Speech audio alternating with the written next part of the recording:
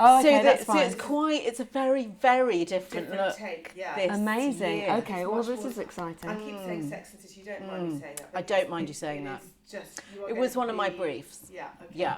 You're going to be knocked away by the outfits. Really? It's like taking it on and. Yeah, we've notched it. We've ramped it up. Yeah. Amazing. Yeah. Oh, good. Yeah. Right, are we all good? Okay, good.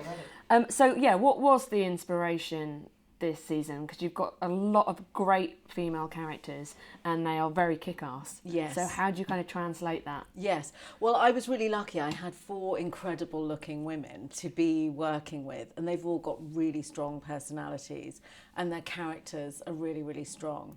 So I was able to really delineate between each of them and have them each have a very kind of iconic look. So my inspiration was to be really on trend and really as ahead of the curve as I could possibly be and bring a lot of fashion and excitement to the viewer to enjoy, basically. Because people love getting fashion things from shows, don't they? Yes. I mean, worn on TV, I spend a lot of time on. Yeah. And then I realise, it's £1,000, that coat was £1,000. Absolutely. Never mind. Absolutely, yes. So when you're trying to, obviously the show's not going to be out for a while, but you're trying to pick styles that are going to still be around then and still going to be ahead of the curve then. So are you looking at catwalk stuff? You are, yeah. So you're looking at, so my entire wardrobe truck is covered in pictures of the fall and winter 2019, but also looking at the spring and summer coming up for 220. And there are themes that that will always also be quite classic. But so I'm sort of trying to kind of mix up whether something is going to be really super fashionable and whether something has been wearable and durable for, many years. Let's talk about Robin, Yes. because obviously she is the lead character. Yeah. How is her style different in season 2? Okay, so this time she's in a position, her character, where she is really holding it together. She's got a lot of madness and sadness going on underneath the surface, which of course the show you will see unravel slightly. But so when we meet her, we see her with this really tight silhouette, and we've gone for her being belted and a lot of leather and very sculptural. And very dark as well. So we use a lot of black, but we use a lot of texture, a lot of leather, rubber, slightly S&M kind of feel to her costume, which is quite exciting to work with. And interestingly, is also slightly one of the trends in the autumn winter feel. But it's very classic, a lot of very kind of pencil type of silhouettes and really accentuating her great figure. And it's Eve, isn't it? I mean, she seemed last season quite directional. Yeah. So how does she look? So we've really ramped up Eve's look this time, and she's in the first place, she's got incredible hair and makeup. And I took my inspiration from people like Cara Delevingne and Chloe Sevigny, like real fashion icons. And also the attitudes of people like Kate Moss, and even going backwards, Debbie Harry, Anita Pallenberg, women who are very kind of rock and roll and irreverent, but also very fashion savvy. So that's where I've gone with Eve this time. And Caroline, played by Sophie, you saying is your favourite character to dress? Personally, I think Sophie Okonedo is such a beautiful actress and with an incredible figure, and is a mature character and a mature woman. She's got a grace and a sort of regal feel, and I also wanted to kind of bring an element of frivolity with her clothing. So she's in a very powerful position, but she can be feminine and fun with some of her clothes, which you sort of see across the season. And particularly with the choice she makes in episode 4, which is something to look forward to and very unexpected. Amazing. I mean, even just the jackets, she is just brilliant. Yeah. I just wanted to ask a few more questions just kind of about you. Mm-hmm. So how did you kind of, what's your title on the show, and how did you come to be it? Okay, so my title on the show is costume designer. I've been doing my job now for probably about 25 years. I started after art school. I did a fine art degree, and then I started as an apprentice, which I think is the best way to go about getting into this industry. Literally hands-on, become a trainee, work for interesting designers, and just learn about all the things that can possibly happen on a film set. And you slowly but surely accrue that knowledge. It really helps to also study history and the history of art, but also of movies, of music, so you have a really good reference library in your head. And I think from my point of view, I've been on the planet for long enough now that I've got a rather large reference library of my own, you know, for all the decades I've gone through myself. So I can kind of pull on looks I've been, you know, really familiar with. And also it's really exciting working with, you know, young people as well on your team. So I enjoy to have a real mixture of personalities work with me to inspire me as well. And how much kind of period work do you do? Because obviously this show's very contemporary and, in fact, forward focused with fashion. Yes. So how do you do much period work as well? I tend to work a lot with comedy drama. And so as a consequence, sometimes that will involve period work.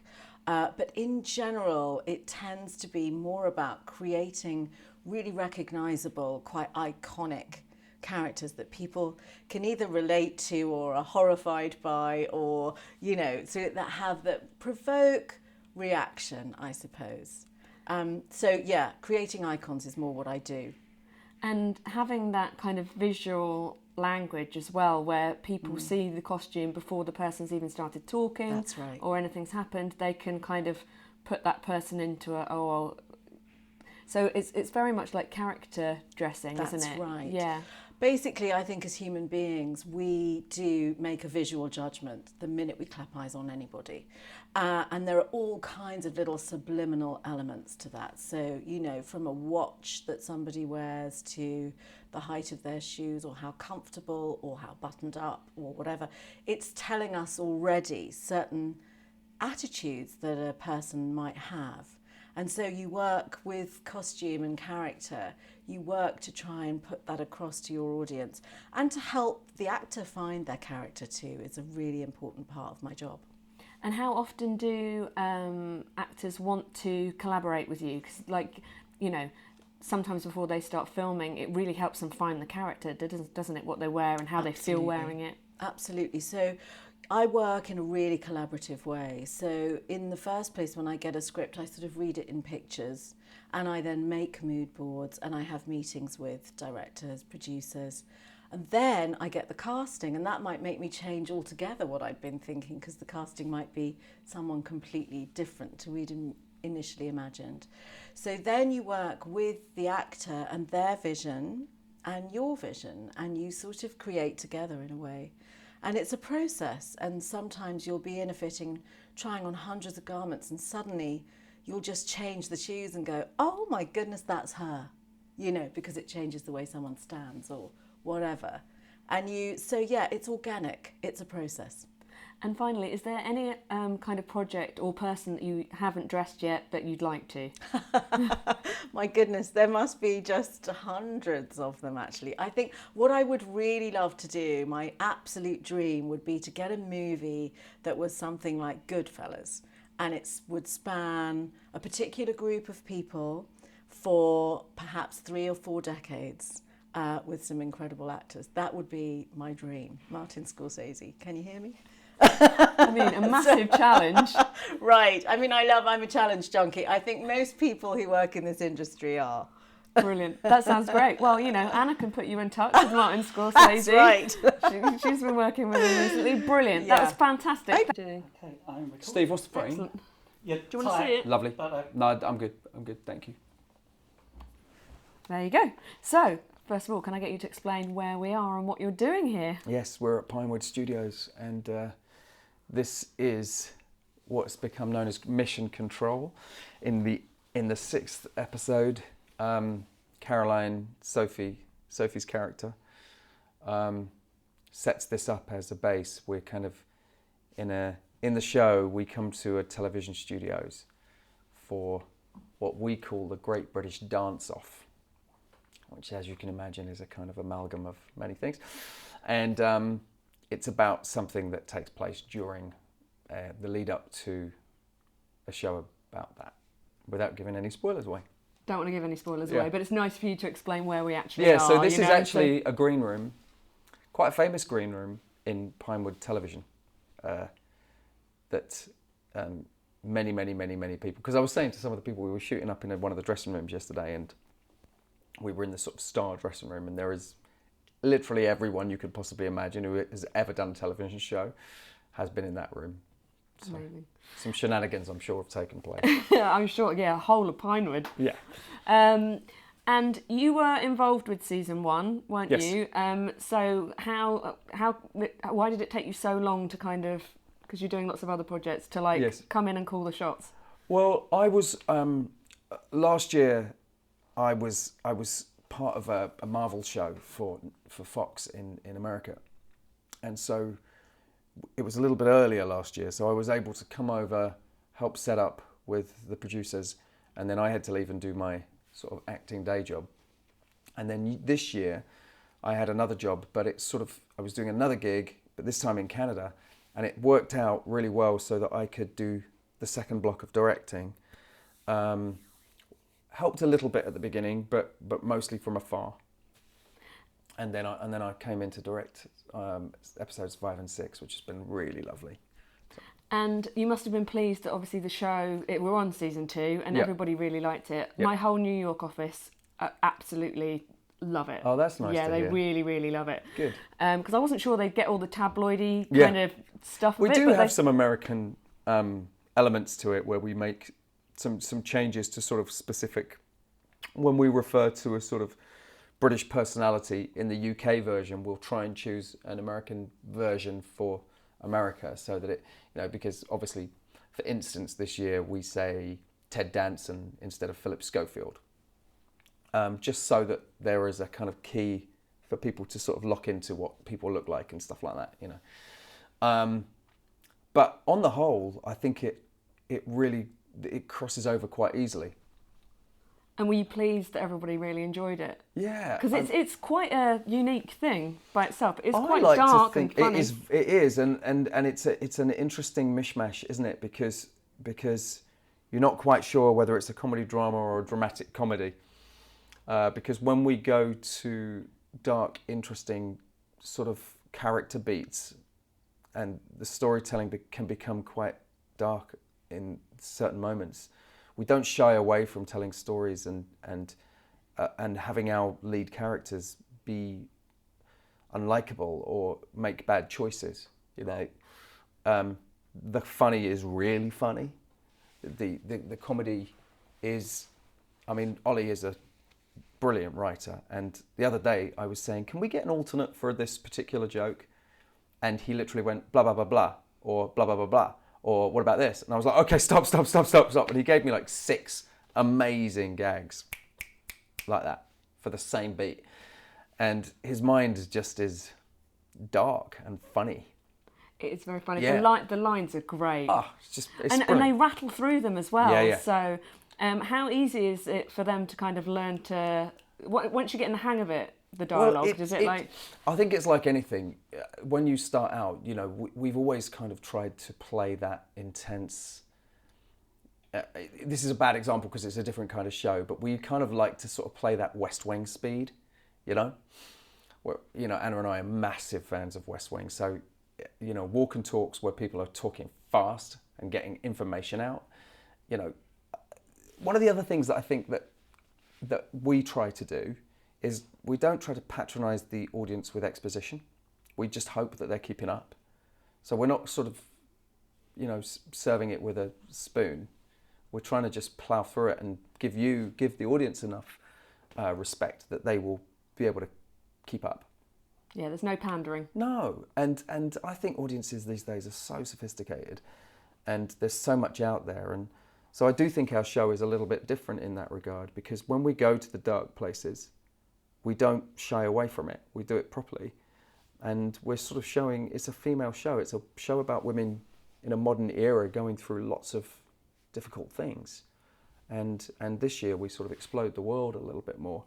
Obviously, season 1 is primarily about Robin's journey, but traditionally, you know, in any show, season 2 you sort of start exploring the world of the other characters, and so this year we really explode those worlds, and all of our characters are going through interesting, sometimes life-affirming, sometimes life-changing scenarios, and where they're sort of looking at themselves in different ways or trying to change past behaviours, you know. And so we see all of them doing that, and it's still funny, but there's a lot of truth that I think that the audience will recognise in themselves, you know. This is the worst thing about set visits. I want to watch it now. Yeah. I really want to watch it. This is so annoying. It takes a long time. It's good. It's good. Quickly, because we interviewed, it's Lucia, isn't it? About Lucia costumes. Lucia, yes. Yeah. How she was saying they've ramped it up this year with the costumes. It's very kind of fashion forward. How does that help with the show to like? Especially when you've got kind of 4 quite strong female characters. How does that help differentiate between the characters and tell the audience who these people are? You know, as a guy, as a bloke watching the girls sort of... I've seen this throughout my life career, you know, is that it's not that men don't think about costume, they do, but we don't have the opportunities to sort of, I don't think in the same way, show where a person is specifically at in their sort of mental capability or arena or self-confidence or whatever, to really show, like Anna will choose a belt that has something about it to say something about where her character's at. You know, it's very specific. And so the obvious example is if you're feeling a bit low in yourself, you try to dress up to cover how you're feeling about yourself. It's just an obvious way of explaining it. But there are many, many different machinations of how that sort of plays out. There's a lot of power dressing, but there's also the comfort dressing for when you need that feeling, you know, that we see as well. So we have 5 very striking female silhouettes, you know, with Rebecca's character sort of growing into becoming this, you know, a PR girl, and Anna's and we delve into Eve and Caroline's life a little bit, and we go back and we see what Ruth's doing and what she's doing, and she's trying to sort of get out into the world as well and become a working woman, and instead of just being, not that there's anything wrong with being a mum at home, and that's her tightrope, is like, you know, is it okay to be a mum just doing that and still be able to sort of be happy with who you are, you know? And so she's out there in the world as well. So we've got 5 very striking sort of different silhouettes of how these women are sort of walking in the world. Excellent, that's perfect. And obviously working with Anna. Yeah. Award-winning couple, basically. Yeah. Is it nice when you work on the same thing together? Do you have to switch off, or are you both kind of, because when you're in the midst of it, especially when it's a project and you're both filming at the same time, is that my phone? Somebody's, but I don't think it's mine. I think I turned mine off. Oh, it is mine. That's really annoying. Sorry. It's going to go off. It's going to stop. Stop that. No one ever phones me. That's so weird. Wrong number. Yeah, it probably is. It's probably asking me for insurance or something, to sign up for something. Yeah, so like working with Anna, like when you're both working in the same project, did you find it easy to, or are you just completely in that world? No, you know, we get asked this question a lot about working together, Anna and I, and it's so natural. We met on set. We met working together. We worked together solidly for 8 years. Within like 18 months, we'd set up our own film company and TV company. We met some friends that I hadn't seen for a while, and they happened to be in LA, and they'd set up a company, and it just seemed like the absolute right move. We were talking about creating a company, and we amalgamated that, and we've been together for probably about 10 years now. And so if I wasn't working with her on True Blood, we were working together outside anyway, trying to get things off the ground. And then as soon as just as we were getting to the end of the True Blood contract, HBO gave us a development deal. So our company had a development deal there for 3 years, and so we just are used to it. And honestly, it's because it's how we have always been. We kind of miss it when we're not working together. And obviously, it's in this business, it's you go where the work is. And so I've had 4 or 5 jobs over the last 5 years since True Blood finished, where I've been away for 7 months at a time. And so when you're working together, at least we're in the same city. You know, it's not to say that there aren't like little moments where you kind of, you know, aren't really annoying. I'm talking about myself being really annoying. But it is absolutely the preferred place for both of us. We love it. And yeah, you know, it just feels the most natural thing. And especially directing, you know, as you probably know, I directed a feature a couple of years ago that Anna was in, and we have more plans to do more stuff together. So excellent. We love it. And like to work on something that's so unique like this as well. Yeah, it's really exciting. Yeah, and this was something that Ollie, you know, had put together the idea with Hat-Trick a little while before we came on board. But we've been part of this for 5 years. And I think they've been sort of trying to put it together for like 6 years. And so this is, you know, to see it come to this place and to be on a second season, and I have to say, Pop and UK TV have been amazing because they let us make the show that we want to make. It's brilliant in that way. It's a subversive show. We turn things on their head. Nobody is sacred on our show. It's like anti-PC in some respects. It's the most PC version of an anti-PC show. No, it's the most anti-PC version of a PC show because we subvert the PC politics and we show people who are trying to be right on to be utter dicks just like everybody else. Everybody has the capability to be an idiot on our show. I love including our lead characters. And I love that because it's about human fallibility and human frailty but that's okay. It's all right to fail and get back up again and try again and make mistakes, and your friends forgive you and you move on and you try and make yourself a better person, and that's what the show's about, I think. It is great. Final question. What's the one? I just wanted to ask you what your kind of favourite TV stuff that you watch is. I mean, do you have time? No.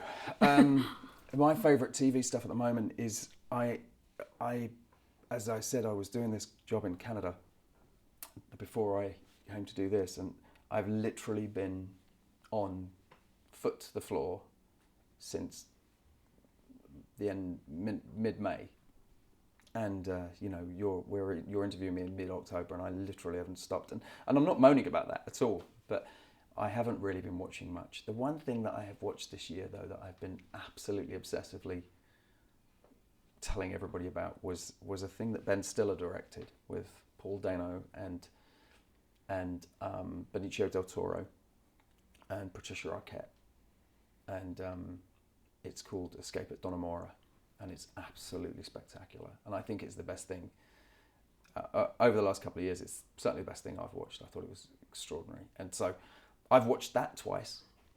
I found time to watch that twice, and